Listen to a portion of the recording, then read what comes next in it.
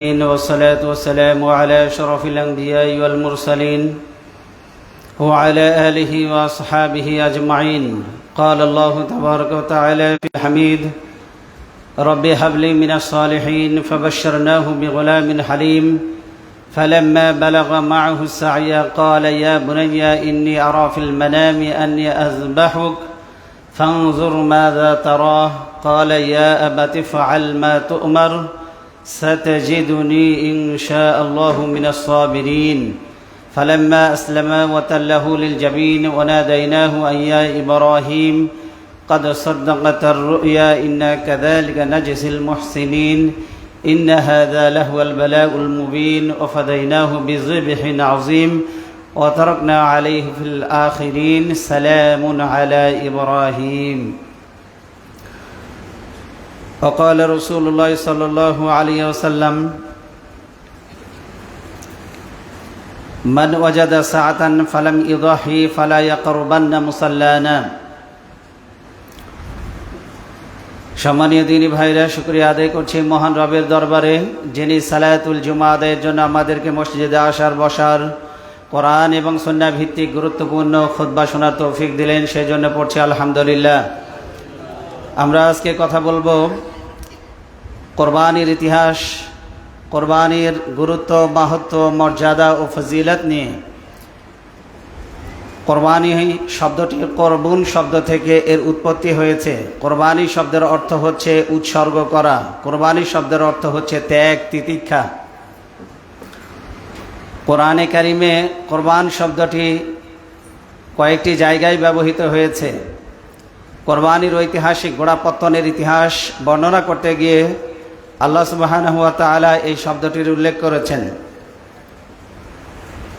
আল্লাহ সুবহানাহু ওয়া তাআলা বলছেন, অতলু আলাইহিম নাবা আবনাই আদম বিল হক। আমি তোমাদেরকে আদম আলাইহিস সালামের দুইজন সন্তানের ঘটনাবলী তেলাওয়াত করে শোনাচ্ছি। ইয কাররাবা কুরবানান ফাতাকাব্বালা মিন আহাদিহিমা ওয়া লাম ইতাকাব্বাল মিনাল আখার। তাদের একজন কোরবানি আল্লাহর দরবারে পেশ করেছিল, তার কোরবানি কবুল করা হয়েছিল। আর দুই সন্তানের মধ্যে অপরজন যে আল্লাহর জন্য কোরবানি পেশ করেছিল, তার কোরবানি কবুল করা হয়নি। দুইজনের একজনের কোরবানি কবুল করা হয়েছিল, আর একজনের কোরবানি কবুল করা হয়নি, প্রত্যাখ্যান করা হয়েছিল। যার কোরবানি কবুল করা হয়নি তার নাম ছিল কাবিল। কি নাম ছিল? যার কোরবানি কবুল করা হয়েছিল তার নাম ছিল হাবিল। হাবিলের কোরবানি কবুল হওয়ার কারণে কাবিল তার উপরে ক্ষিপ্ত হয়ে গেল। সে তখন তাকে বলল, ক্বালা লা আকতুলান্নাকা, অবশ্যই অবশ্যই আমি তোমাকে হত্যা করব। তিনি প্রতি উত্তরে হত্যার জবাবে হত্যা, প্রতিশোধের জবাবে প্রতিশোধ নেওয়ার সেই ক্ষুব্ধ প্রতিক্রিয়া ব্যক্ত না করে একজন মুমিন যেভাবে বলে সেইভাবেই তিনি বলেছেন। একজন মুমিনের স্বভাব চরিত্র ফুটে উঠেছে হাবিলের কথার মধ্য দিয়ে। তিনি বললেন, ও ভাই, তোমার কোরবানি আল্লাহ কবুল করেন নাই, এখানে আমার কি দোষ? ইন্নামা ইয়াতাকাব্বালুল্লাহু মিনাল মুত্তাকিন। আল্লাহ তো সবার কোরবানি কবুল করেন না, যারা মুত্তাকি তাদের কোরবানি শুধু আল্লাহ কবুল করেন। সুবহানাল্লাহ বলেন। এই যে জিলহজ মাসের আমরা অবস্থান করছি, এই জিলহজ মাসের 10 তারিখে লক্ষ লক্ষ মুসলিম আল্লাহর জন্য কোরবানি করবে, কিন্তু এদের মধ্যে থেকে সবার কোরবানি কবুল হবে না। কোরবানি শুধু কবুল হবে যারা মুত্তাকি, খোদা ভীরু, আল্লাহ ভীরু, যারা লালন করে, শুধুমাত্র তাদের কোরবানি আল্লাহ কবুল করবেন। আর কার অন্তরে তাকওয়া আছে এটা জানেন কে? কথা বলেন, কে জানেন? সেই অনুযায়ী তিনি কবুল করবেন। তার বড় ভাই যখন তাকে হত্যার জন্য উদ্যত হলো, হাবিল তিনি বললেন, লাইম বাসাত্তা ইলাইয়া ইয়াদাকা লিতাকাতুলানি মা আনা বিবাসিতি ইয়াদিয়া ইলাইকা লিয়াকাতুলাক। তুমি যদি হত্যার জন্য তোমার হাতকে আমার দিকে প্রসারিত করো, তাহলে আমি আমার হাতকে হত্যার জন্য, তোমাকে হত্যার জন্য প্রসারিত করব না।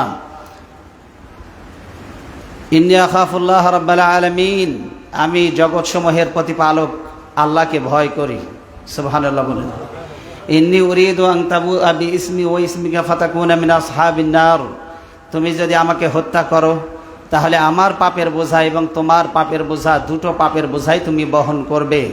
আর তুমি জেনে রেখো, আমাকে হত্যার কারণে তুমি হবে জাহান্নামের অধিবাসী। ফাতাওয়াত লাহু নাফসুহু কাতলা আখিহি ফাকাতালাহু, শয়তান তাকে এমনভাবে প্ররোচিত করলো যে শেষ পর্যন্ত সে অর্থাৎ কাবিল হাবিলকে হত্যাই করে ফেলল। ফাআসবাহা মিনাল খাসিরিন, আল্লাহ বলছেন সে হত্যার কারণে ক্ষতিগ্রস্ত হয়ে গেল। ফাবাআসাল্লাহু গুরাবান ইয়াবহাসু ফিল আরদি লিউরিয়াহু কাইফা ইওয়ারি সাওয়াতা আখি। এখন পৃথিবীর ইতিহাসে প্রথম হত্যাকাণ্ড, কিভাবে মানুষকে দাফন করতে হয়, কিভাবে কবরস্থ করতে হয়, এই ইতিহাস মানুষের জানা ছিল না। যেহেতু আদম আলাইহিস সালাম তিনি ছিলেন পৃথিবীর ইতিহাসে প্রথম নবী এবং প্রথম মানব জাতিগোষ্ঠীর যাত্রা শুরু হয়েছিল আদম আলাইহিস সালামের মধ্য দিয়ে। আদম আলাইহিস সালামের এই দুই সন্তান যখন হত্যাকাণ্ডের এই ঘটনা ঘটালো, তখন কাবিল চিন্তা করলো, আমি এই লাশ নিয়ে কি করব, আমার ভাইয়ের লাশ আমি কি করব। খুঁজে পাচ্ছিলেন না তিনি তার ভাইয়ের লাশ কি করবেন। আল্লাহ দুইটা কাক প্রেরণ করলেন। আল্লাহ বলেন ফাবাআসাল্লাহু গুরাবান ইয়াবহাসু ফিল আরদ, আল্লাহ কাক প্রেরণ করলেন, আর এই কাক আরেক কাককে হত্যা করে সে মাটি খনন করে তাকে সেখানে দাফন করলো। এখান থেকে কাবিলকে আল্লাহ শিক্ষা দিলেন যে তোমার মৃত ভাইকে তুমি মাটির নিচে দাফন করে দাও। মূলত এখান থেকেই কবরস্থ করার সিস্টেম বা এই পদ্ধতি মানুষ লাভ করেছে আল্লাহর মাধ্যমে। এরপরে মানুষ যে কাজটি করেছে সেটা হলো প্রথম হত্যাকাণ্ড ঘটিয়েছে আদম আলাইহিস সালামের দুই সন্তান হাবিল এবং কাবিলের কোরবানিকে কেন্দ্র করে হত্যাকাণ্ডের ঘটনাটি ঘটেছে। আর এই হত্যাকাণ্ড পৃথিবীর ইতিহাসে যত হত্যাকাণ্ড কিয়ামত পর্যন্ত ঘটবে, সমস্ত হত্যাকাণ্ডের পাপের একটি অংশ কাবিলের আমলনামায় যাবে। যেহেতু খারাপ কাজের যাত্রা শুরু করেছিল, খারাপ কাজের রাস্তা দেখিয়েছিল এই কাবিল, এই জন্য পৃথিবীতে মানুষ যদি ভালো কাজ করে যায়, উম্মতে মুহাম্মাদির চমৎকার একটি কম্বিনেশন আল্লাহ সুবহানাহু ওয়া তাআলা তার বান্দাদের মধ্যে রেখে দিয়েছেন। সেটি হচ্ছে মানুষ যত ভালো কাজ করবে, ওই ভালো কাজের উপরে যত মানুষ প্রতিষ্ঠিত হবে, দুনিয়াতে সে না থাকলেও তার ভালো কাজের এই সওয়াবের প্রতিদান অব্যাহত থাকবে। কোন সুবহানাল্লাহ। যেটা যত বেশি আপনি মানুষকে দাওয়াত দিবেন, যত মানুষ আপনার ওসিলায় ভালো কাজের উপরে প্রতিষ্ঠিত হবে, আপনার তত লাভ। কথা বলেন ঠিক কি না? এই জন্য আমরা ভালো কাজে মানুষদেরকে দাওয়াত দেব। কিন্তু আমাদের জীবনে এইরকম রেকর্ড নাই যে আমি একজনকে নামাজি বানাতে পেরেছি। আমি বলবো আপনি মানুষ হিসাবে ব্যর্থ। আপনি 2-4-10 জনকে নামাজি বানাতে পারেন নাই, আপনি কিসের মানুষ? আপনি কিসের নায়েবে নবী?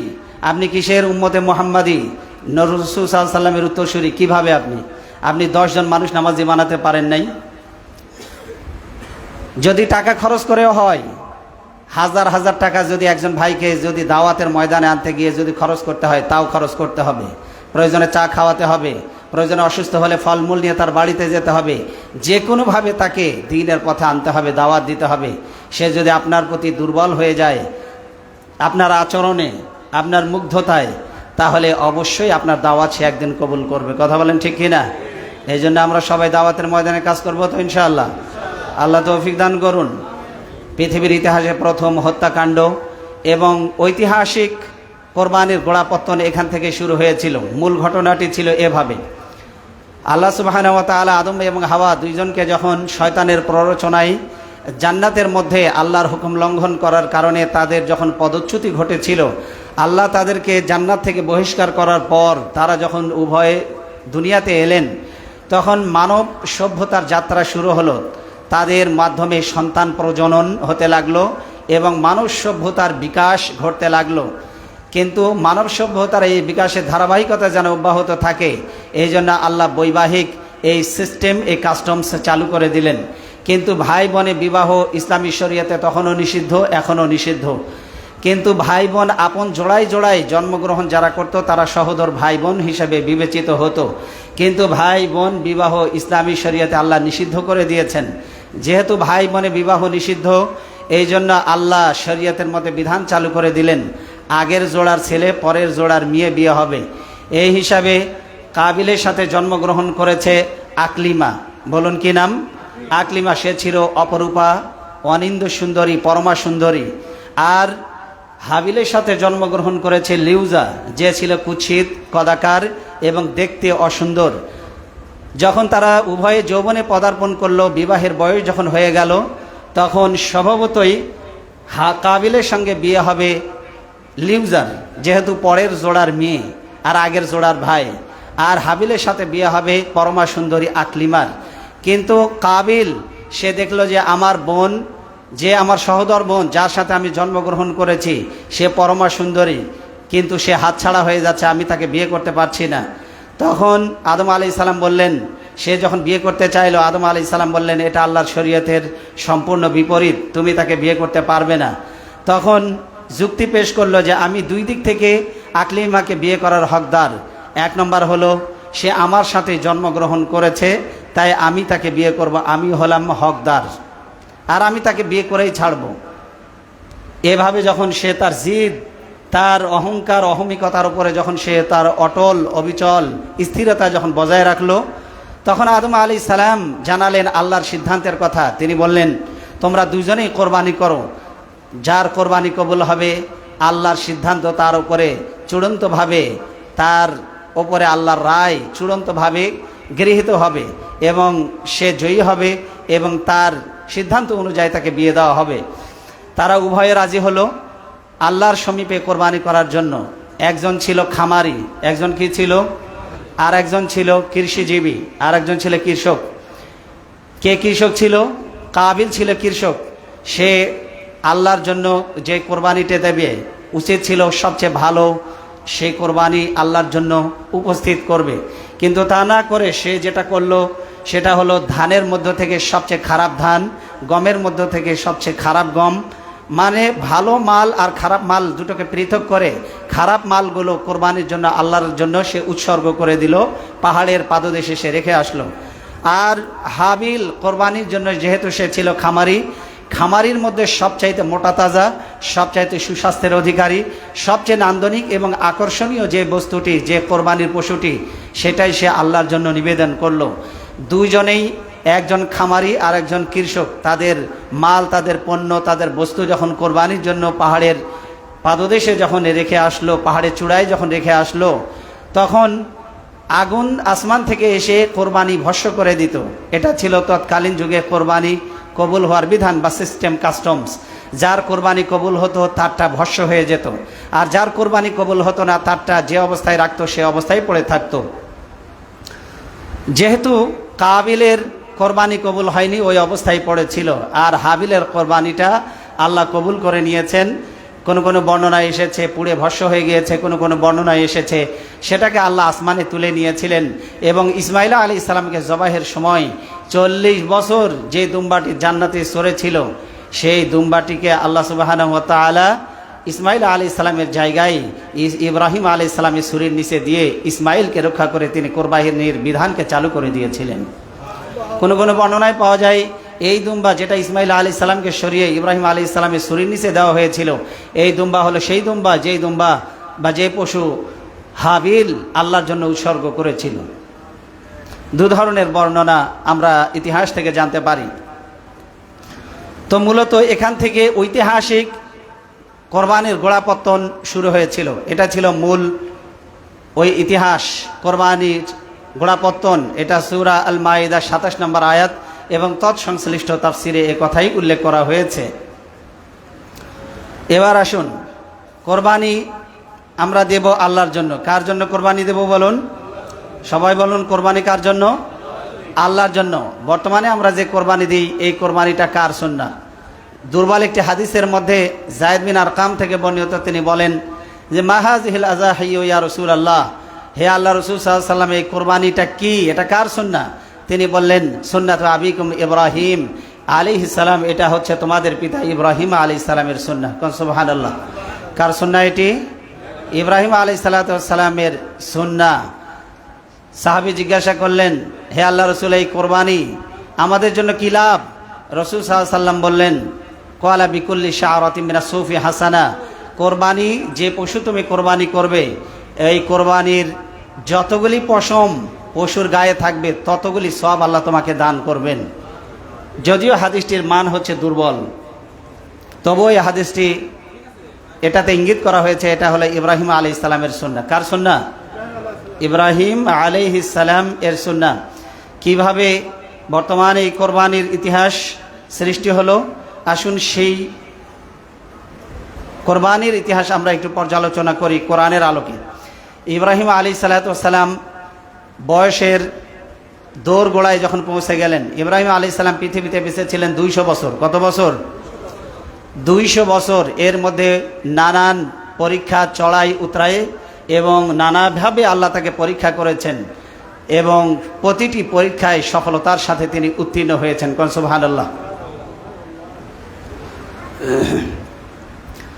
আল্লাহ সুবহানাহু ওয়া তাআলা তিনি বলছেন, ওয়াইযিব তালা ইব্রাহিম রাব্বুহু বিকালিমাতিন ফাআতাম্মাহুন্না। স্মরণ করো যখন তোমাদের পিতা ইব্রাহিমকে পরীক্ষা করা হয়েছিল, আল্লাহ পরীক্ষা করেছিলেন, ফাআতাম্মাহুন্না, প্রতিটা পরীক্ষায় সফলতার সাথে 100তে 100 পেয়ে উত্তীর্ণ হয়েছে। কোন সুবহানাল্লাহ। All the tests and trial, he will be success in their life. Ibrahim আলাইহিস সালাম প্রতিটা পরীক্ষায় সফলতার সাথে he overcome all the tests and trial in your life. Ibrahim আলাইহিস সালাম প্রতিটি জীবনের পরীক্ষায় তিনি 100তে 100 পেয়েছেন। কোন সুবহানাল্লাহ। 100তে 99.5 পায় নাই, 100তে কত পেয়েছে? প্রতিটা সাবজেক্টে 100তে 100 পেয়ে উত্তীর্ণ হয়েছে। তিনি কে? আমাদের পিতা ইব্রাহিম আলাইহিস সালাম। আল্লাহ বলছেন ফাতাম্মাহুন্না, সফলতার সাথে উত্তীর্ণ হয়েছে। ক্বালা ইন্নী জাইলুকা লিন-নাসি ইমামা, সফলতার সাথে তিনি যখন প্রতিটা পরীক্ষায় পাশ করেছেন, আল্লাহর পক্ষ থেকে ঘোষণা এলো, ইন্নী জাইলুকা লিন-নাসি ইমামা, ও ইব্রাহিম আমি তোমাকে বিশ্ব মুসলিমের জন্য নেতা বানাবো। কোন সুবহানাল্লাহ। গোটা পৃথিবীর সব মানুষের নেতা হবে তুমি। আল্লাহ নবীদেরকে নেতা বানিয়েছেন। কাদেরকে বানিয়েছেন নেতা? ওয়াজআলনাহুম আইম্মা ইয়াহদুনা ইলাল খায়রাত। আল্লাহ তাআলা বলছেন নবীদেরকে আমি নেতা বানিয়েছি। ওয়াজআলনাহুম আইম্মা ইয়াহদুনা ওয়া আওহাইনা ইলাইহিম ফি'লাল খায়রাত ওয়া ইকামিস সালাহ ওয়া ইতাইজ যাকাত। নবীদেরকে নেতা বানিয়েছি আর নেতারা আদেশ করেছিলেন ভালো কাজের, নামাজের, যাকাতের। এখন কি নেতারা ভালো কাজ, নামাজ, যাকাত এগুলির আদেশ করে? করে না। এই জন্য নবীরা সবসময় ভালো কাজের আদেশ করতেন। নবীরা ছিল নেতা। নবীরা কি ছিল বলুন? নেতা ছিলেন। আল্লাহ বললেন আমি তোমাকে নেতা বানাবো বিশ্ব মুসলিম উম্মার। যখন নেতা হলেন পরীক্ষা শুরু হয়ে গেল। যে যত বড় আল্লাহর নৈকট্যপ্রাপ্ত বান্দা তার তত বেশি পরীক্ষা। কথা বলেন ঠিক কিনা? পরীক্ষা যে ছাত্র পরীক্ষা দেয় কষ্ট করে পড়ালেখা তারই করতে হয়। কথা বলেন ঠিক কিনা? যার যত সার্টিফিকেট তাকে তত বেশি পরীক্ষার মুখোমুখি হতে হয়। কথা বলেন ঠিক কিনা? যে অনার্স মাস্টার্স পাস করেছে সে জীবনে বুঝতে হবে যে মাস্টার্স পাস করেছে তার মানে এসএসসি দিয়েছে, এইচএসসি দিয়েছে, তারপরে অনার্স দিয়েছে, মাস্টার্স দিয়েছে, 4টা সার্টিফিকেট। যে ডক্টরেট করেছে, এমফিল করেছে, পিএইচডি করেছে, তার মানে যার যত বড় ডিগ্রি তার ততগুলো পরীক্ষা। কথা বলেন ঠিক কিনা? যে যত বড় ইমানদার আল্লাহর নৈকট্যপ্রাপ্ত বান্দা সে তত বেশি আল্লাহ কর্তৃক পরীক্ষিত হবে এই জমিনে। কথা বলেন ঠিক কিনা? যাদের জীবনে পরীক্ষা নেই এরা কখনো হক ইমানদার দলও হতে পারে না, ইমানদার মুসলিমও হতে পারে না। জুব্বার বহর দিয়ে আর টুপির বহর দিয়ে আর দাড়ির বহর দিয়ে কখনো হকপন্থী দল বিবেচিত হয় না। বুঝতে হবে যে দল যত বেশি বাতিলের রোশানলে পড়ে সেই দল তত বেশি আল্লাহ কর্তৃক পরীক্ষিত এবং মনোনীত। ইব্রাহিম আলাইহিস সালাম তিনি জীবনে প্রথম পরীক্ষায় পড়লেন তাওহীদের দাওয়াত দিতে গিয়ে তিনি রোশানলে পড়লেন নমরুদের। কার বলেন? কার রোশানলে পড়লেন?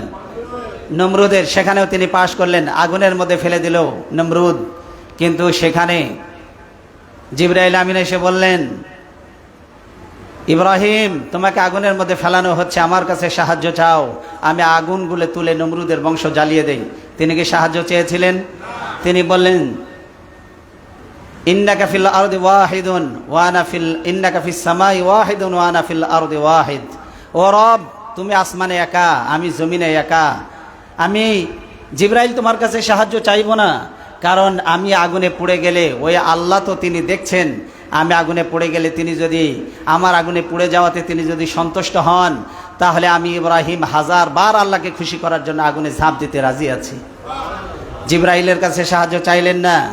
মিকাইল আলাইহিস সালাম বললেন পানি দিয়ে ঝড় বৃষ্টি দিয়ে আগুনগুলো নিভিয়ে দিয়ে সাহায্য চাইলেন না। আল্লাহ দেখলেন আমার ইব্রাহিম আমার কাছে সাহায্য ছাড়া কারো কাছে সাহায্য চায় না, আমার উপরে ভরসা করা ছাড়া কারো উপরে ভরসা করে না। ইব্রাহিম আলাইহিস সালামকে যখন সত্যি আগুনের মধ্যে ফেলে দেওয়া হলো, আল্লাহ আগুনের প্রতি নোটিশ জারি করলেন, ইয়া নারু কুনি বারদাও ওয়া সালামান আলা ইব্রাহিম, ও আগুন আমার ইব্রাহিমের উপর শান্তিদায়ক ঠান্ডা হয়ে যা। आज भी हो तो इब्राहिम का इमा पैदा आग कर सकती है एक अंदाज गुलिस्ता पैदा। আজিও যদি হয় কোথাও ইব্রাহিমের ইমান বিদ্যমান, করতে পারেন অগ্নিকুণ্ডে খুবসুরত এক গুলিস্তান। আজও যদি ইব্রাহিমের সন্তানদের ইব্রাহিমের মতো ইমান তৈরি হয়, আজও আল্লাহর আগুনকে ফুলের বাগান বানানোর ক্ষমতা আছে না নাই? কথা বলেন আছে না নাই? ইব্রাহিম আলাইহিস সালাম প্রথম পরীক্ষায় পাশ করলেন, দ্বিতীয় পরীক্ষা শুরু হয়ে গেল। 86 বছর বয়সে আল্লাহর কাছে বললেন, ও আমার রব, রব্বি আমার রব আমাকে তুমি একটা সন্তান দাও, রব্বি হাবলি মিনাস সালিহিন। 86 বছর বয়সে আল্লাহর কাছে সন্তান চাইলেন। আল্লাহ আমার পরে আমি আর দেখছি না কে আমার এই উত্তরসূরি হবে, কে তোমার দিকে মানুষদেরকে আহ্বান করবে, আমি তো দেখছি না যোগ্য একজন উত্তরসূরি, একটা সন্তান আমাকে দাও যে তাওহীদের দিকে মানুষদেরকে আহ্বান করবে। আল্লাহ তাআলা নবীদেরকে বানিয়েছিলেন মুস্তাজাবুদ দাওয়াত। নবীরা হাত তুলতে দেরি, দোয়া কবুল হতে দেরি। কথা বলেন, দোয়া করতে দেরি, দোয়া কবুল হতে দেরি হয় না। তিনি যখন দোয়া করলেন রব্বি হাবলি মিনাস সালিহিন, আল্লাহ আমাকে সন্তান দাও, ইব্রাহিম আলাইহিস সালাম দোয়া করতে দেরি, কবুল হতে দেরি হলো না। আল্লাহ বললেন ফাবাশশারনাহু বিগুলামিন হালিম, আমি তোমাকে একটা সহনশীল ধৈর্যশীল সন্তানের সুসংবাদ দিয়ে দিলাম। কোন সুবহানাল্লাহ। নবীরা সন্তান চেয়েছেন কার কাছে? আর এখন মুসলমান সন্তান চায় পাগলা বাবার কাছে, গাজা বাবার কাছে, ল্যাংটা বাবার কাছে। বট গাছে গিয়ে লাল শালুর ওপর মধ্যে পাথর গিট দিয়ে তারপরে লাল শালু কাপড় বিশিষ্ট এইটা ঝুলাই দিয়ে আসে বট গাছে। কারণ এই লাল কাপড়ের মধ্যে পাথর যেমন ভার, পেটের মধ্যে ভার হতে হতে একসময় বাচ্চা হয়ে যাবে। কোন নাউজুবিল্লাহ। ইমান থাকবে? ইমান থাকবে না। যে পিতা তার সন্তান চেয়েছেন আল্লাহর কাছে, এখন সেই পিতার সন্তানেরা মাজারের কাছে সন্তান চায়। আল্লাহ আমাদেরকে এই ধরনের শিরক থেকে হেফাজত করুন, বলেন আমিন। আল্লাহ যখন বললেন সহনশীল একটা সন্তানের সুসংবাদ আমি তোমাকে দিলাম, সন্তান হয়ে গেল, এবার শুরু হলো পরীক্ষা। আল্লাহ তাআলা দেখলেন ইব্রাহিম সে আমার খলিল, আমার দোস্ত, আমি তাকে ভালোবাসি, সেও আমাকে ভালোবাসে, কিন্তু এই ভালোবাসাটা এখন সন্তানের দিকে কিছুটা মনে হয় চলে গেল। আমি তো দেখি, আমি পরীক্ষা করতে চাই, দেখি আমার খলিল, আমার দোস্ত, আমার নবী আমাকে বেশি ভালোবাসে নাকি নিজের সন্তানকে বেশি ভালোবাসে। আল্লাহ সুবহানাহু ওয়া তাআলা বললেন, ও ইব্রাহিম তুমি তোমার স্ত্রী আর সন্তানকে মরুভূমির মধ্যে ফেলায় আস, দেখি তোমার সন্তানের মহব্বত তোমার কলিজায় বেশি নাকি আমি আল্লাহর মহব্বত তোমার কলিজায় বেশি। কোন সুবহানাল্লাহ। ইব্রাহিম আলাইহিস সালাম তো সেই নবী যার ব্যাপারে আল্লাহ সার্টিফিকেট দিলেন সব পরীক্ষায় 100তে 100। তিনি কি পরাজিত হতে পারেন? তিনি কি আল্লাহকে অসন্তুষ্ট করতে পারেন? পারেন না। তিনি ইব্রাহিম আলাইহিস সালাম সন্তানদেরকে, সন্তান নবজাতক সন্তান কেবল সদ্য ভূমিষ্ঠ হয়েছে, তার এই স্ত্রী হযরত হাজরা আলাইহিস সালাম তাকে নিয়ে রওনা হয়ে গেলেন। জানালেন না কোথায় যাচ্ছেন, পূর্ব প্রস্তুতিও নাই যে মরুভূমির মধ্যে আমাদেরকে বনবাসে দিতে যাচ্ছে, একটু খাবার বেশি করে নেই, একটু পানি বেশি করে নেই। না, স্বাভাবিক সফর করবে আবার ফিরে আসবে, স্বাভাবিক সফরের মতোই পানি নিয়েছে, রুটি নিয়েছে, এরপরে কিছু খেজুর নিয়েছে, নিয়ে মরুভূমির মধ্যে নামিয়ে দিয়ে তিনি চলে আসছেন। ঘোড়ার পৃষ্ঠে সাওয়ার হয়ে তিনি চলে যাচ্ছেন। হাজরা আলাইহিস সালাম পিছন থেকে ডাকলেন, ও ইব্রাহিম আমার সন্তান আর আমাকে ফেলে কোথায় যাচ্ছ? ইব্রাহিম আলাইহিস সালাম কোনো কথা বললেন না। জিজ্ঞাসা করলেন, আমাকে আর আমার নবজাতক সন্তানকে ফেলে কোথায় যাচ্ছ? কোনো কথা বললেন না। তৃতীয়বার জিজ্ঞাসা করলেন, তবে কি আল্লাহর হুকুমে তুমি এখানে ফেলে যাচ্ছ? তিনি মাথা নাড়লেন, আকাশের দিকে উঁচু করে দেখালেন, ওই আল্লাহর হুকুমে তোমাকে রেখে যাচ্ছি। হাজরা আলাইহিস সালাম নবীর স্ত্রী, আমাদের মা, কি ঈমান? বললেন, ইব্রাহিম নিশ্চিন্ত মনে বাড়ি ফিরে যাও, যে আল্লাহর হুকুমে তুমি এই মরুভূমির মধ্যে আমাকে আর আমার সন্তানকে রেখে যাচ্ছ, ওই আল্লাহর উপরে আমি এতটা ভরসা করি যে ওই আল্লাহ আমাকে আর আমার সন্তানকে পানি তার খাবারে কখনোই তিনি মারবেন না। সুবহানাল্লাহ। কি ঈমান, কি ঈমান আল্লাহ দান করেছেন। আল্লাহর উপরে এতটা ভরসা। ইব্রাহিম আলাইহিস সালাম তিনি চোখের পানি ফেলতে ফেলতে চলে আসলেন। যখন আড়াল হয়ে গেলেন, আল্লাহর ঘরের কাছে রেখে আসলেন, আর দেখা যায় না, সন্তানকে দেখা যায় না, স্ত্রীকে দেখা যায় না। তিনি আল্লাহর কাছে এবার হাত তুললেন। তিনি বললেন, রব্বানা ইন্নী আসকানতু মিন যুররিয়াতি বিওয়াদিন গায়রি যি যারইন ইনদা বাইতিকাল মুহাররম রব্বানা লিয়াকিমুস সালাহ ফাজআল আফইদাতাম মিনান নাস। ইব্রাহিম আলাইহিস সালাম কলিজা নিংড়ানো একটা দোয়া করলেন। সেই দোয়ার আল্লাহর কাছে এত ভালো লাগলো, সেই দোয়াটাও আল্লাহ কোরআনে উল্লেখ করে দিলেন। কোন সুবহানাল্লাহ। দোয়া করছেন, দোয়ার ভাষাগুলি শুনুন। রব্বানা, হে আমার রব, লিয়াকিমুস সালাহ, আমার এই বংশের, রব্বানা ইন্নী আসকানতু মিন যুররিয়াতি, আল্লাহ আমার বংশের, আমার কলিজার টুকরা, আমার সন্তানকে, আমার স্ত্রীকে, বিওয়াদিন গায়রি যি যারইন ইনদা বাইতিকাল মুহাররম, সবই শ্যামলিমা নাই, বাড়ি নাই, ঘর নাই, গাছপালা নাই, পশু পাখি নাই, মানুষ নাই, জন নাই, একটা নীরব নিস্তব্ধ ধুধু মরুভূমিতে রেখে গেলাম, তোমার ঘরের কাছে রেখে গেলাম। তিনি দোয়া করছেন, ও আমার রব, রব্বানা লিয়াকিমুস সালাহ, আল্লাহ তুমি আমার সন্তানকে নামাজি বানিয়ে দিও। কোন সুবহানাল্লাহ। লিয়াকিমুস সালাহ ফাজআল আফইদাতাম মিনান নাস, মানুষের দিলকে এখানে আকৃষ্ট করে দিও। এখানে তো মানুষ নাই, জন নাই, এখানে মানুষেরা যেন এসে এই এলাকাটা যেন আবাদ হয়ে যায়। এখানে খাদ্য নাই, আজকে মরুভূমি, কিন্তু আল্লাহ আমি দোয়া করছি তুমি আমার সন্তানদেরকে ফল দিয়ে রিজিক দিও। কোন সুবহানাল্লাহ। অথচ রেখে যাচ্ছে মরুভূমিতে, আর দোয়া করতেছে কি, আল্লাহ ফল দিয়ে রিজিক দিও। বলেন, মরুভূমির মধ্যে ফুলের বাগান, ফলের বাগান আল্লাহ বানানোর ক্ষমতা আছে না নাই? ইব্রাহিম আলাইহিস সালাম আল্লাহর উপরে সেই ভরসা রেখেই তিনি বললেন, আল্লাহ আমার সন্তানদেরকে নামাজি বানিও, আর ফলমূল দিয়ে রিজিক দিও, আর এই এলাকাটা যেন আবাদ হয়ে যায়। বলেন, মক্কা আজ আবাদ না অনাবাদ? আবাদ। সুবহানাল্লাহি বিহামদিহি। জমহরিয়া গোত্রের লোকেরা ব্যবসা বাণিজ্যের জন্য কাফেলা নিয়ে যাচ্ছিল, রাস্তা ভুলে তারা ওই কাবার দিকে আল্লাহ ওদেরকে নিয়ে গেছে, যেখানে হাজরা আলাইহিস সালাম যেখানে কি তার সন্তান সহ যেখানে বসে আছে। কিন্তু পানি এলো থেকে মরুভূমির ভিতরে। ইতিহাস খেয়াল করুন, ইব্রাহিম আলাইহিস সালাম তার স্ত্রী এবং নবজাতকে রেখে এলেন। যে কয়েকটা খেজুর ছিল, রুটি ছিল, পানি ছিল, সবগুলি শেষ হয়ে গেল। বাচ্চা দুধ পায় না, কারণ মায়ের খাবার ফুরিয়ে গেছে। জিহ্বা থেকে নালা দিয়ে, এই লালা দিয়ে সন্তানকে বাঁচানোর চেষ্টা, লালাও শুকিয়ে গেল। সন্তান ক্ষুধার যন্ত্রণায় যখন ছটফট করছে, মায়ের মন সহ্য হয় না। দেখে সন্তানের জন্য কোনো খাবারের ব্যবস্থা করা যায় নাকি। তাকিয়ে দেখলেন মরুভূমিতে ধুধু বালি চিকচিক করছে, মনে হচ্ছে ওখানে গেলে একটু পানি পাবো। পানির মতো দেখায়, পানি ঢেউয়ের মতো দেখাচ্ছে। তিনি দৌড় দিলেন সাফার দিকে, কিন্তু দৌড়ে গিয়ে দেখতে পেলেন বালি।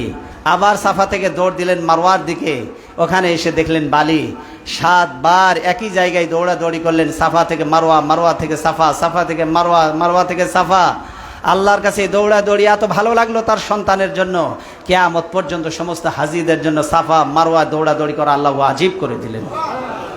দৌড়াদৌড়ি করতেই হবে, বাধ্যতামূলক।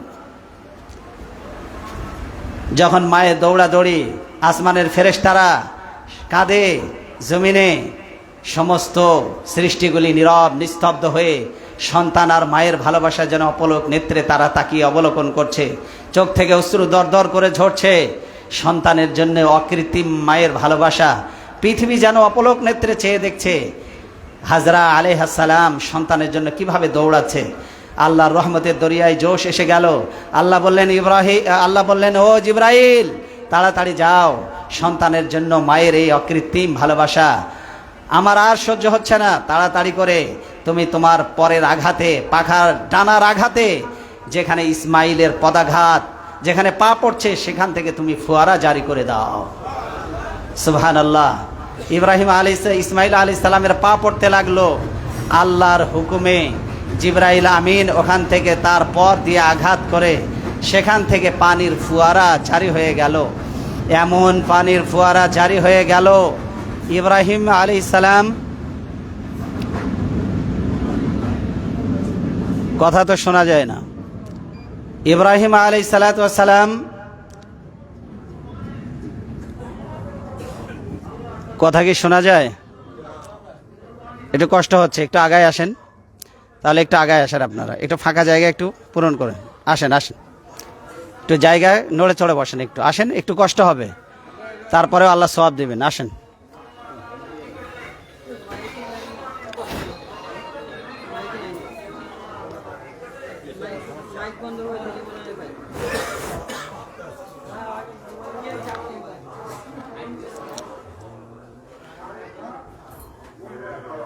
আমার কথা কি শুনতে পাচ্ছেন আপনারা? ওয়াজ করব। ইব্রাহিম আলাইহিস সালামের কোরবানির এই ঐতিহাসিক গোড়াপত্তনের ইতিহাস আপনাদের সামনে বলছিলাম। ইসমাইল আলাইহিস সালাম যখন পা দিয়ে, ছোট্ট মানুষ যখন পা দিয়ে আঘাত করতেছিলেন, তখন আল্লাহর রহমতে, আল্লাহর হুকুমে জিবরাইল আমিন ওখান থেকে এসে পায়ের আঘাত যেখানে পড়ছিল সেখান থেকে তার পর দিয়ে আঘাত করে তিনি এমনভাবে আঘাত করলেন সেখান থেকে ফুয়ারা জারি হয়ে গেল। আর এই ফুয়ারা এমনভাবে পানি উদ্গত হতে লাগলো, হজরতে ইসমাইল আলাইহিস সালামের পায়ের আঘাতে এমন ফুয়ারা আল্লাহ জারি করে দিলেন। ওদিকে মায়ের কাছে আল্লাহ সুবহানাহু ওয়া তাআলা গাইবী আওয়াজ পৌঁছে দিলেন, তুমি তাড়াতাড়ি তোমার সন্তানকে গিয়ে কোলে তুলে নাও। হজরতে হাজরা আলাইহিস সালাম দৌড়ে গিয়ে তার সন্তানকে বুকের সঙ্গে জড়িয়ে ধরলেন। তিনি দেখলেন এই পানি চতুর্দিক দিয়ে এমনভাবে বেরোচ্ছে, হাজরা আলাইহিস সালাম ইট দিয়ে, পাথর দিয়ে, বালি দিয়ে চতুর্দিক দিয়ে ঘেরাও করে তিনি বললেন, জাম জাম, মানে থাম থাম। কি বললেন? জাম জাম মানে হলো থাম থাম, এটা হলো হিব্রু শব্দ, মানে থেমে যা। যখন তিনি বললেন জাম জাম, থেমে যা, যদি হাজরা আলাইহিস সালাম সেই দিন বাঁধ দিয়ে যদি থেমে যেতে না বলতেন, তাহলে পানি এমনভাবে প্লাবিত হতো, গোটা দুনিয়াটাই পানির নিচে তলিয়ে যেত। এই যে পানি ঘেরাও করে দিয়ে তিনি বললেন থাম থাম, থেমে যা, সেখান থেকে এই আল্লাহর রহমতের এই নিদর্শন, এই জমজম কূপ আজও পর্যন্ত পৃথিবীর কোটি কোটি মানুষের পিপাসা নিবারণ করে চলেছে। কোন সুবহানাল্লাহ। পৃথিবীর সব পানিতে পিপাসা মেটে, ক্ষুধা মেটে না, কিন্তু এই জমজম পানির মধ্যে আল্লাহ এমন বরকত রেখেছেন যেটা খেলে পারে আপনার খাবারের চাহিদাও মিটে যাবে, যেটা খেলে পানির চাহিদাও মিটে যাবে। কোন সুবহানাল্লাহ। পৃথিবীতে আপনি এমন পানি আর পাবেন না যেটা খেলে খাবারের চাহিদা পূর্ণ হবে, কিন্তু খাবারের পুষ্টির যোগানও দেবে এই জমজমের পানি, আবার আপনার পিপাসাও নিবারণ হয়ে যাবে। মাসের পর মাস আপনি যদি মনে করেন জমজমের পানি খাবেন আর কিচ্ছু খাবেন না, তারপরেও আপনার স্বাস্থ্যের কোনো ক্ষতি হবে না। এমন বরকতময় করেছেন। সৌদি বাদশাহ চেষ্টা করেছিল এই জমজম পানিটাকে সে প্রবাহিত করে তার বংশের জন্য, শুধু ব্যবহারের জন্য উপযোগী করে, তার ব্যবহারে বংশের লোকেরাই শুধু ব্যবহার করে পাইপ লাইনটাকে ঘুরিয়ে দেওয়ার চেষ্টা করেছিল, কিন্তু আল্লাহ জমজমের পানিটাকে বন্ধ করে দিয়েছিলেন। সেই পানি পাইপ লাইন দিয়ে যায় নাই, নিতে পারে নাই, কারণ এটা আল্লাহ উন্মুক্ত করে দিয়েছেন গোটা দুনিয়ার মানুষের জন্য। কেউ যদি এটাকে কুক্ষিগত করে একা ব্যবহার করতে চায়, আল্লাহ তাকে ভোগ করতে দিবেন না। এবং জমজমের পানি টেস্ট করে দেখা গিয়েছে, জমজমের পানি শুধু পানি নয়, জমজমের পানির মধ্যে রয়েছে অসাধারণ কিছু গুণাবলী। জমজমের পানির মধ্যে রয়েছে অসাধারণ কিছু গুণাবলী। জমজমের পানির মধ্যে রয়েছে রোগ প্রতিষেধক ক্ষমতা। কোন সুবহানাল্লাহ। রোগ প্রতিষেধককারী ক্ষমতা আল্লাহ জমজম কূপের পানির মধ্যে দিয়েছে। আমার এক পরিচিত একজন হুজুর, তিনি ওয়াজ করতে গিয়ে তিনি বলছিলেন, আমার একজন মুসল্লি, তার পায়ে দীর্ঘদিনের চর্মরোগ, এমন বিষাক্ত রোগ যে পা দিয়ে তিনি ভালোভাবে হাঁটতেও পারেন না। অনেক ডাক্তার দেখিয়েছে, কিন্তু কোনো ডাক্তার তার চিকিৎসার চূড়ান্ত এই প্রজ্ঞাকে কাজে লাগিয়েও তার এই চর্মরোগ ভালো করতে পারেনি। হুজুর তাকে পরামর্শ দিলেন, ভাইজান আপনি একবার ওমরা করে আসুন, আপনি হজ করে আসুন, জমজমের পানি খান, আর জমজমের পানি দিয়ে ওই জায়গাটা আপনি ধৌত করুন, আশা করা যায় আল্লাহ আপনার রোগকে ভালো করে দিবেন। ওই ব্যক্তি বলছেন, আমি হুজুরের কথা আমার মনে, আমার কলিজায় দাগ কেটে গেল, আমি সিদ্ধান্ত নিলাম আল্লাহর ঘর আমি তোয়াফ করব। চলে গেলাম ওমরায়। দীর্ঘদিন আমি সেখানে থাকলাম, জমজমের পানি খেলাম, আর জমজমের পানি দিয়ে আমার পা ধৌত করলাম, ওযু করলাম। আল্লাহ সুবহানাহু ওয়া তাআলা মক্কা শরীফে অবস্থান করা অবস্থায় আমার পায়ের 70% ভালো করে দিয়েছে। আমি ওই পানি খেতে থাকলাম, কিছু নিয়ে আসলাম, বাড়িতে এসে নিয়মিত খেতে লাগলাম, পানি ধৌত করতে লাগলাম ওই জায়গাটুকু পানি দিয়ে। অবশেষে আল্লাহ সুবহানাহু ওয়া তাআলা এই রোগ থেকে আমাকে সম্পূর্ণ আরোগ্য দান করেছেন। এমন স্বর্গীয় ক্ষমতা আল্লাহ সুবহানাহু ওয়া তাআলা এই পানির মধ্যে দিয়েছেন। এইটা ছিল ইব্রাহিম এবং ইসমাইল আলাইহিস সালামের বদৌলতেই আল্লাহর পক্ষ থেকে এই উম্মতে মুহাম্মাদের জন্য একটা গিফট। করেন সুবহানাল্লাহ। শুরু হয়ে গেল ইব্রাহিম আলাইহিস সালামের দ্বিতীয় পর্বের পরীক্ষা। তিনি যখন উত্তীর্ণ হয়ে গেলেন, তৃতীয় পর্বের পরীক্ষা আবার শুরু। বলেন, নিজের কলিজার টুকরা নবজাতক সন্তান আর স্ত্রীকে মরুভূমির মধ্যে রেখে আসা, এটা কি জানাতেনা ইমানের কাজ নাকি চূড়ান্ত পর্যায়ের ইমানের কাজ? এক্সট্রিম পর্যায়ের সর্বোচ্চ লেভেলের ইমান না থাকলে কি সেটাকে সম্ভব? এই পানির ব্যবস্থা হয়ে গেল। জমহুরিয়া গোত্রের লোকেরা, মখজুমিয়া গোত্রের লোকেরা, তারা ওই দিক দিয়ে কাফেলা বাণিজ্য করতে যাচ্ছিল। তারা পথ ভুলে যেখানে ইসমাইল আলাইহিস সালাম এবং মা হাজরা আলাইহিস সালাম অবস্থান করছে, তার কাছাকাছি গিয়ে দেখতে পেল যে পাখি উঠছে। তারা চিন্তা করলো, মরুভূমিতে পানি না থাকলে পাখি উড়ার কথা নয়, পাখি এলো কোত্থেকে? নিশ্চয় এখানে পানি আছে। খুঁজতে লাগলো। খুঁজতে খুঁজতে তারা গিয়ে দেখলো একটা অপরূপ সুন্দরী একটা মেয়ে, তার ফুটফুটে কলিজার টুকরার সন্তান, মনে হচ্ছে চাঁদের টুকরা কোলে নিয়ে এসে বসে আছে। কারণ নবীদের চেহারা নাদুস নুদুস, নবীদের চেহারা একবার চোখ ফিরালে, একবার চোখ পড়লে আর সেই চোখ ফিরানো যায় না। ইসমাইল আলাইহিস সালাম কোলে চোখ পড়তেই ওই জমহুরিয়া গোত্রের লোকেরা বলল, মা, দেখে তো মনে হচ্ছে আপনি এই কূপের মালিক। আমরা পথ ভুলে গিয়েছি, আমরা বাণিজ্য করতে যাচ্ছিলাম, এখানে যেহেতু পানির ব্যবস্থা হয়ে গেছে, আপনি যদি আমাদেরকে অনুমতি দেন তাহলে আমরা এখানে স্থায়ীভাবে বসবাস শুরু করব। এরপরে পাখিরা এসে বিভিন্ন গাছের ফল ফেলতে লাগলো। আল্লাহ গাছ উদ্গত করে দিলেন, মানুষ পানি পেয়ে গেল, বসতি স্থাপন শুরু করলেন। শুরু হয়ে গেল ওখানে আবাদ। কারণ দোয়া করেছিলেন কে? ইব্রাহিম আলাইহিস সালাম বলেছিলেন, আল্লাহ, মরুভূমিতে রেখে গেলাম, কিন্তু এই ধুধু মরুভূমি যেন মরুভূমি না থাকে, এটা যেন বসবাসযোগ্য আবাদযোগ্য ভূমিতে পরিণত হয়ে যায়। শুধু আবাদযোগ্য ভূমিতে পরিণত হয় নাই, পৃথিবীর সবচাইতে আকর্ষণীয় বস্তুতে পরিণত হয়েছে। মক্কা মুকাররমা, কে না চায় ওখানে যে বসতি করতে, কে না চায় ওখানে থাকতে? সবাই যারা হজ করতে যায় বাইরে থেকে, সবার ইচ্ছে থাকে ওখানে গিয়ে নামাজ পড়বে, ওখানে গিয়ে থাকবে। চায় কি? মন চায় কি চায় না? এই জন্য পৃথিবীতে অনাবাদযোগ্য জায়গায় রেখে গিয়েছিলেন, কিন্তু আল্লাহ এমন আবাদি বানালেন, পৃথিবীর সবচাইতে দামি আর উর্বর জায়গায় আল্লাহ পরিণত করে দিলেন। ইব্রাহিম আলাইহিস সালাম ওই দোয়ার বরকত, লিয়াকিমুস সালাহ, সবাইকে নামাজি বানিয়ে দিও। পৃথিবীতে যত জায়গায় সবচেয়ে বেশি মানুষ নামাজ পড়ে সৌদি আরবের মানুষেরা। আপনারা বলবেন, হ্যাঁ, অন্যায় করে, দু চারজন অপরাধী থাকতে পারে, কিন্তু সবচাইতে বেশি নামাজ পড়ে এখনো সৌদি আরবের লোকেরা। নামাজি, মক্কা মদিনার লোকেরা নামাজি। নামাজের বিধান সেখানে কায়েম আছে। আজান হওয়ার সাথে সাথে দোকানপাটগুলি বন্ধ হয়ে যায়, ঠিক কিনা? আল্লাহ আরো আল্লাহ রসুল, আল্লাহ নবী হযরত ইব্রাহিম আলাইহিস সালাম দোয়া করলেন কি? লিয়াকিমুস সালাহ ফাজআল আফিদাতাম ওয়ারযুকহুম মিনাস সামারাত, ফলমূল দিয়ে রিজিক দিও। এই জন্য তায়েফে আপনি যান, মক্কা মদিনাতে যান, সারা বছরে যে ফল পাবেন না সেই ফল ওখানে পাবেন। ইব্রাহিম আলাইহিস সালামের দোয়ার বরকত, কোন সুবহানাল্লাহ। তাহলে তৃতীয় পরীক্ষায় তিনি পাশ করলেন, সন্তানকে মরুভূমিতে রেখে এসেছেন আল্লাহর হুকুমে। তার মানে সন্তানের ভালোবাসা, স্ত্রীর ভালোবাসা ইব্রাহিম আলাইহিস সালামের কলিজায় আল্লাহর ভালোবাসার স্থান দখল করতে পারে নাই। 3 নম্বর পরীক্ষা শুরু হয়ে গেল। 3 নম্বর পরীক্ষা, আল্লাহ তাআলা বললেন, ও ইব্রাহিম, তুমি তোমার সন্তানকে, প্রিয় বস্তুকে কোরবানি করে দাও, জবাই করে দাও। 100 উট কোরবানি করলেন, কিন্তু আল্লাহর কাছে প্রিয় বস্তু মনে হলো না। আল্লাহ বললেন, হয় নাই, প্রিয় বস্তু ওটাকে কোরবানি করো। 100 দুম্বা কোরবানি করে দিলেন। আল্লাহ বললেন, প্রিয় বস্তু কোরবানি করো, তার মানে কোরবানি কবুল হয়নি। তিনি চিন্তা করলেন, মনে ভাবলেন, আমি কাকে সবচাইতে বেশি ভালোবাসি? তার মন তাকে বলে দিল, তুমি তো তোমার সন্তানকে বেশি ভালোবাসো, আর সেটাকেই আল্লাহর জন্য কোরবানি করে দাও। তারপরে সন্তানের কাছে গিয়ে এবার প্রস্তাব দিচ্ছেন। বয়স 13। আল্লাহ তাআলা বলছেন, ফালাম্মা বালাগা মাআহু সাইয়া, যখন সে বাবার সাথে দৌড়াদৌড়ি করার মতো বয়সে উপনীত হলো, তার মানে কাজে সাহায্য করতে পারে, দৌড়ে এসে বাবার কোলে ওঠে।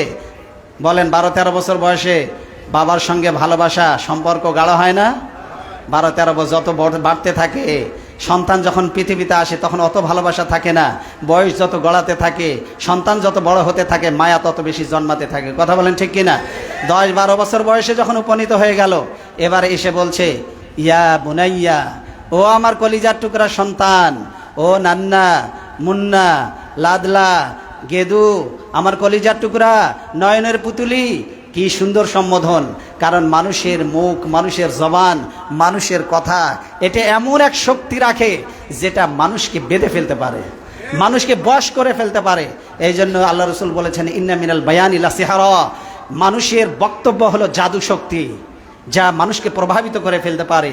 এই জন্য একজন নবী এবং একজন দায়ীর বৈশিষ্ট্য হলো এমনভাবে মানুষকে দাওয়াত দিবে মানুষ যেন প্রভাবিত হয়ে যায়। কথা বলতে পারতেন এই চল তোরে কুরবানি দেব, বলতে পারতেন না, কিন্তু কথাটা ওইভাবে বললে রিয়াকশনটা এরকম হতো না। বলছে ও কলিজার টুকরা সন্তান, আমি ইন্নী আরাফিল মানাম, আমি স্বপ্নে দেখছি, আন্নী আযবাহুক, আমি তোমাকে জবাই করছি। আচ্ছা, জবাই করা মনে হয় সহজ শব্দ নাকি? তাও আবার নিজেকে 12-13 বছর খোঁজ নেয় নাই, খবর নেয় নাই, বাচ্চা অবস্থায় আমাকে মরুভূমির মধ্যে ফেলে গেছেন, আর এখন 13 বছর পরে আসছেন জবাই দিতে। কেমন ধরনের বাপ আপনি? আপনি তো বাপ নামের কলঙ্ক, নাউজুবিল্লাহ বলেন। আমাদের মতো সন্তান হলে তো এইরকমই বলতাম, কিন্তু না, তিনি কি বলছেন, ইয়া আবাতি, ও আমার সম্মানিত পিতা, ইফআল মা তুমার, সুবহানাল্লাহ বলেন। আপনি যে ব্যাপারে আদিষ্ট হয়েছেন বাস্তবায়ন করে ফেলুন। উনি বলছেন আমি স্বপ্নে দেখেছি, আর ইসমাইল আলাইহিস সালাম বলছেন আপনাকে যে ব্যাপারে আদেশ করা হয়েছে, তার মানে ইসমাইল তিনিও নবী, বাবা নবী, তার মানে তিনি জানেন আমার বাবা স্বপ্নে দেখেছেন। নবীদের স্বপ্ন কখনো মিথ্যা হয় না, এটা আল্লাহর আদেশ। তার মানে এটা নবীর স্বপ্ন মানে সরাসরি আসমানের আদেশ। কথা বলেন ঠিক কিনা? হোয়াইট হাউসের আদেশ, আরশের আদেশ, আরশে আজিম থেকে আল্লাহ আদেশ করেছেন। সুতরাং এখানে না বলার কোনো সুযোগ নেই, আপনি আদেশ বাস্তবায়ন করে ফেলুন। ফালাম্মা আসলামা ওয়াতাল্লাহু লিল জাবিন, যখন তারা উভয়ে আল্লাহর আনুগত্যের সামনে আনুগত্যের মস্তক অবনত করে দিল, পিতাও রেডি হয়ে গেছে জবাই করার জন্য, সন্তান রাজি হয়ে গেছে ছুরির নিচে মাথা দিয়ে দেওয়ার জন্য। তারা উভয়ে যখন পৌঁছে গেল, শয়তান তো থেমে নেই, কারণ আল্লাহর পরীক্ষায় যেন সফল হতে না পারে, এই জন্য গিয়েছে ইব্রাহিমের কাছে, গিয়ে বলছে তোমার একমাত্র সন্তান, তুমি কি জবাই করে দিবা? তাহলে ভবিষ্যৎ প্রজন্মের কি হবে? তোমার প্রজন্ম এখানেই শেষ। তুমি যদি আজকে জবাই করে দাও তাহলে আল্লাহর দিকে ডাকবে কে? বলেন, মায়ের চেয়ে মাসির দরদ বেশি না? নিজের সন্তান জবাই করবে, আর ভালোবাসা কার? শয়তানের। শয়তান বলতেছে একটাই মাত্র সন্তান, জবাই দিবা? পাথর মেরেছেন, এই জন্য পাথর মারা আল্লাহ ওয়াজিব করে দিয়েছেন। তারপরে 2 নম্বরে মাকে ধোঁকা দিতে চেষ্টা করেছেন, তিনিও বললেন, সাফ জানিয়ে দিলেন যদি এই ঘটনা সত্যি হয় তাহলে জেনে রাখো আমার স্বামী তিনি নবী, আর নবী কখনো খামোখা কোনো সিদ্ধান্ত বাস্তবায়ন করতে পারে না, নিশ্চয়ই তা আল্লাহর আদেশ। আর আল্লাহর আদেশ যদি হয়ে থাকে, আমার একটা ইসমাইল নয় 1000টা ইসমাইলকে আমি আল্লাহর হুকুমে ছুরির নিচে দিয়ে দিতে আমি রাজি আছি। কেউ থামাতে পারবে না আমাকে। 1000 ইসমাইল থাকলে 1000কেই আমি ছুরির নিচে দিয়ে দিব, তবু ওই আল্লাহকে আমি অসন্তুষ্ট করব না, করতে পারবো না আমি। সেখানে পরাজিত হলেন, পাথর মেরে তাড়িয়ে দেওয়া হলো। শেষে ইসমাইলকে বলছে, ইসমাইল 13 বছর খোঁজ নেই নাই, খবর নেই নাই, এখন আসতে জবাই দিতে, এটা কি বাপ হইল? তিনিও পাথর মেরেছেন। তিনি বললেন, আমার পিতা নবী, আল্লাহর হুকুমে যদি আল্লাহ আমাকে আদেশ করে থাকেন জবাই হতে, তাহলে আমি ইসমাইল আমার গর্দান 1000 বার যদি আল্লাহ আমাকে জীবিত করেন, 1000 বারই আমি আল্লাহর হুকুমে শরীর নিচে আমার জীবন দিয়ে দিব, পিছপা হব না। পাথর মেরে তিনিও তাড়িয়ে দিলেন। আল্লাহ বলছেন ওয়াতাল্লাহু লিল জাবিন, জবাই হওয়ার জন্য শরীর নিচে শুয়ে গেলেন। ইতিহাস থেকে বক্তব্য পাওয়া যায়, তিনি বললেন, ও আমার পিতা, চোখটা বন্ধ করে নিন, জবাই করার সময় আমার চেহারা রক্তাক্ত দেহ দেখে আপনার মনে দয়া হতে পারে, তখন হয়তো হাতটা স্থিমিত হয়ে যেতে পারে, অবশ হয়ে যেতে পারে, শিথিল হয়ে যেতে পারে, এই জন্য চোখটা ভালো করে বেঁধে নিন। আবার চোখ খুলে দিতে বললেন আব্বা চোখটা খুলে নেন। বললেন একবার খুলতে একবার বাঁধতে বলছো কেন? তো বলছে আমার হাত পা বাঁধতে বলেছিলাম এই জন্য, চোখটা বাঁধতে বলেছিলাম দয়া যাতে না হয়, আর আমার হাত পা বাঁধতে বলেছিলাম এই জন্য পায়ের আঘাত লেগে আপনার সঙ্গে বেয়াদবি হয়ে যাবে। কিন্তু দড়ির আঘাত, এই পায়ের এই যে দড়ি দিয়ে আপনি বেঁধে দিয়েছেন, কিয়ামতের দিন আল্লাহ তো আমাকে প্রশ্ন করতে পারেন, ইসমাইল আল্লাহর হুকুমে তুমি স্বেচ্ছায় নিজের জীবনকে ছুরির নিচে দাও নাই, বরং তোমাকে হাত পা বেঁধে জোর করে জবাই করা হয়েছে, তুমি আসলে রাজি ছিলে না। কিয়ামতের দিন আল্লাহ যেন এই কথা আমাকে বলতে না পারে, আমার হাত পায়ের বাঁধন খুলে দিন। আল্লাহর কসম করে বলছি, আমাকে জবাই করলে আমার হাত পা আপনার সঙ্গে বেয়াদবি করবে না, বেয়াদবি করবে না আপনার সাথে, আমার পায়ের আঘাত আপনার শরীরে লাগবে না। ওয়াতাল্লাহু লিল জাবিন, শুয়ে গেলেন। ফালাম্মা আসলামা ওয়াতাল্লাহু লিল জাবিন, যখন ছুরি চালিয়ে দিয়েছে চোখ বন্ধ করে, যখন ছুরি চালিয়ে দিয়েছে, ইসমাইল আলাইহিস সালাম বললেন, আব্বা আমার কাপড়টা নিয়ে যে আমার মাকে দিবেন, কারণ আমার মাকে মা বলে ডাকার মতো পৃথিবীতে আর কেউ বাকি রইল না। আমার এই রক্তমাখা জামাটা দেখে আমার মা যেন আমার এই বিরহটা ভুলে থাকতে পারে। ইসমাইল আলাইহিস সালামের শেষ এই কথাটা শুনে তিনি যখন ছুরি চালিয়ে দিলেন, আল্লাহ বললেন, ও ইব্রাহিম, তোমার সন্তান জবাই হয়ে যাক, এটা তো আমি চাইনি। আমি চেয়েছি দেখি আমার ভালোবাসা তোমার হৃদয়ে বেশি নাকি তোমার সন্তানের মহব্বত তোমার হৃদয়ে বেশি, এটা আমি দেখতে চেয়েছি, কিন্তু তোমার সন্তান জবাই হোক এটা আমি চাইনি। ও ইব্রাহিম, তুমি পরীক্ষায় পাশ করেছো, তোমার আর পরীক্ষা দিতে হবে না। জিবরাইল আমিনকে বললেন, তাড়াতাড়ি ওই জান্নাত থেকে 40 বছর ধরে যে দুম্বাটি চড়াচ্ছে এই বেহেশতের মাঠে, ওই বেহেশতের জমিন থেকে, বেহেশতের চারণভূমি থেকে নিয়ে যাও, ওই দুম্বাকে ছুরির নিচে দিয়ে দাও, ইসমাইলকে সরিয়ে দাও। আল্লাহু আকবার, আল্লাহু আকবার, লা ইলাহা ইল্লাল্লাহ, আল্লাহু আকবার, আল্লাহু আকবার, ওয়ালিল্লাহিল হামদ। আল্লাহু আকবার বলে ছুরি চালিয়েছে। হযরতে জিবরাইল আমিন দ্রুত বেগে দুম্বাটি নিয়ে এসে ইসমাইলকে সরিয়ে দিয়ে সেই জায়গায় আল্লাহ তাআলা বলছেন, অনাদাইনাহু বিযিবহিন আযীম, মহৎ একটি কুরবানি দিয়ে আমি পরিবর্তন করে দিলাম। ইসমাইলকে ছুরির নিচ থেকে সরিয়ে দিয়ে ওই দুম্বাকে ছুরির নিচে শুইয়ে দিলেন। ইব্রাহিম আলাইহিস সালাম চোখ বন্ধ করে আল্লাহু আকবার বলে ছুরি চালালেন। চোখ খুলে দেখেন দুম্বা কবুল হয়ে গেছে, কোরবানি হয়ে গেছে। তিনি আল্লাহর কাছে নিবেদন করলেন, ও রব, তুমি কি আমার কোরবানি কবুল করনি? তুমি কি আমার উপর রাগ করেছো? আমার সন্তানকে যে তুমি কবুল করলে না। আল্লাহ সুবহানাহু ওয়া তাআলা জানালেন, ওয়ানাদাইনাহু ইয়া ইব্রাহিম, ও ইব্রাহিম, তুমি স্বপ্নকে বাস্তবে রূপ দিয়েছো। ওয়ানাদাইনাহু ইয়া ইব্রাহিম, ও ইব্রাহিম, ক্বাদ সাদ্দাকতার রুইয়া, তুমি স্বপ্নকে বাস্তবে রূপ দিয়েছো। ইন্না কাযালিকা নাজিসিল মুহসিনিন, এইভাবে সৎকর্মশীলদেরকে আমি পরীক্ষা করি। ইন্না হাযা লাহুয়াল বালাউল মুবিন, ওয়াফাদাইনাহু বিযিবহিন আযীম। আল্লাহ বলছেন, নিঃসন্দেহে এটা ছিল একটা বিরাট পরীক্ষা। নিঃসন্দেহে কি ছিল? বলেন কি ছিল? নিঃসন্দেহে বিরাট পরীক্ষা। নিজের সন্তানকে জবাই করা কি ছোট পরীক্ষা না বড় পরীক্ষা? বড় পরীক্ষা। আল্লাহ বলছেন, ওয়াফাদাইনাহু বিযিবহিন আযীম, মহৎ কুরবানির বিনিময়ে আমি পরিবর্তন করে দিলাম। আর বিরাট পরীক্ষা ছিল, ইব্রাহিম তুমি পাশ করেছো। আল্লাহ নিজে আকাশ থেকে, আরশ আজিম থেকে বলছেন, ওয়া সালামুন আলা ইব্রাহিম, ও ইব্রাহিম, আমি আল্লাহর পক্ষ থেকে তোমার উপরে শান্তি বর্ষিত হোক। সালাম দিয়েছেন আকাশ থেকে কে? আল্লাহ নিজে সালাম দিয়েছেন। কাকে সালাম দিয়েছেন? বলেন, কাকে সালাম দিয়েছেন? ইব্রাহিম আলাইহিস সালামকে তিনি সালাম জানিয়েছেন। আর তিনি বললেন, ওয়াতারাকনা আলাইহি ফিল আখিরিন, ও ইব্রাহিম, তোমার সন্তানদের জন্য পরবর্তীতে কিয়ামত পর্যন্ত এই বিধানকে আমি চালু করে দিলাম, ওয়াজিব করে দিলাম। তোমার সন্তানেরা প্রতি বছর কোরবানি করবে, এই বিধান আমি ওয়াজিব করে দিলাম। সেদিন যদি ইসমাইল জবাই হয়ে যেত, তাহলে আনন্দের পরিবর্তে কোরবানির দিনে আমাদের কান্নার রোল পড়ে যেত প্রতিটি বাড়িতে বাড়িতে। কারণ প্রতিটি বড় সন্তানকে আল্লাহর রাস্তায় কোরবানি করা আদেশ হয়ে যেত। কিন্তু আল্লাহ আমাদের প্রতি দয়া করেছেন, সন্তান নয় পশু কোরবানি দিলেই আল্লাহ সেটা কবুল করে নেবেন। কথা বলেন ঠিক কিনা? আল্লাহ আমাদেরকে তৌফিক দান করুন, বলেন আমিন। এখন কোরবানি তো দিবেন। আল্লাহ তো বলেছেন, ফাসাল্লি লিরাব্বিকা ওয়ানহার, ও নবী, আগে নামাজ আদায় করো, তারপরে কোরবানি দাও। আল্লাহ বলছেন, ইন্না সালাতি ওয়া নুসুকি ওয়া মাহইয়ায়া ওয়া মামাতি লিল্লাহি রাব্বিল আলামিন। ইন্না সালাতি ওয়া নুসুকি, নিশ্চয় আমার নামাজ, আমার কোরবানি, আমার হায়াত, আমার মৌত সব আল্লাহর জন্য নিবেদিত। আল্লাহ আগে বলেছেন নামাজের কথা, পরে বলেছেন কোরবানির কথা। তাহলে যারা নামাজ পড়েন না কিন্তু কোরবানি দেবেন, প্রশ্ন হলো আপনার কোরবানি আল্লাহ কবুল করবে কিনা? ইন্নামা ইয়াতাকাব্বালুল্লাহু মিনাল মুত্তাকিন, আল্লাহ তো মুত্তাকিদের কোরবানি কবুল করবে। যারা মুত্তাকি নয় তারা কোরবানি করলেও আল্লাহ কবুল করবে না, সাফ কথা। কিন্তু যে লোকটা নামাজ পড়ে না সে তো মুত্তাকি হতে পারে না, আর মুত্তাকি ছাড়া না কোরবানি কবুল হবে না। যত লাখ টাকারই কোরবানি দিক, কোরবানি কবুল হওয়ার কোনো সম্ভাবনা। এই জন্য নিয়ত করেন, আল্লাহ যা হয়ে গেছে, কোরবানির আগে থেকে নামাজ ধরলাম, যেহেতু তুমি আগে বলেছো নামাজ পড়তে পরে কোরবানি, এই জন্য আগে নামাজি হতে হবে, তারপরে কোরবানি করতে হবে। নামাজ নাই কিন্তু গোশত খাওয়ার বেলা আছে, এটা কোরবানি নয়, এটা গোশত খাওয়া। এটা কোরবানি নয়, এটা কি খাওয়া? এটা গোশত খাওয়া। নিয়তটাকে সলিড করেন। আর কোনো পাপী, কোনো অপরাধী, কোনো হারামখোর, যারা হারাম উপার্জনকারী, এদের সাথে কোরবানি দিবেন না, কবুল হবে না। কারণ ইমামের নামাজ যদি না হয়, মুক্তাদি 1000 জন থাকলে নামাজ কবুল হবে? কারণ নামাজ সবাই একসাথে পড়া হচ্ছে, এর মধ্যে একজন ইমামের নামাজ যদি নষ্ট হয়, সবার নামাজ যেমন নষ্ট হয়ে যাবে। কোরবানি একজনেরটা যদি হারাম ইনকাম থাকে আর খাসলত, এর নিয়ত যদি খারাপ থাকে, বাকি সবার ইবাদত নষ্ট হয়ে যাবে। আর আল্লাহ বলেছেন কুনু মা'আস সাদিকিন, সত্যবাদীদের সাথী হও, ভালো মানুষের সাথে হও।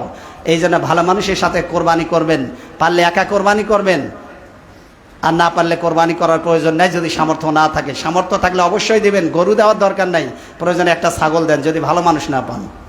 কথা কি মনে থাকবে?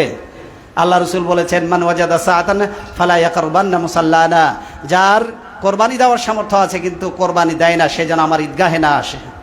কোরবানি দেওয়া হলো ওয়াজিব। কোরবানি দেওয়া কি ওয়াজিব, মনে থাকবে? সবাই কোরবানি দেব। এখন কোরবানি দিতে বেশি টাকা লাগে না, কোরবানি দিতে শুধু সদিচ্ছার দরকার। যারা কোরবানি না দিয়ে মনে করেন আমার তো কোরবানি দেওয়া ওয়াজিব না, কে বলেছে? এখন 1 লাখ টাকা নাই এরকমের মানুষ আছে নাকি? কথা বলেন।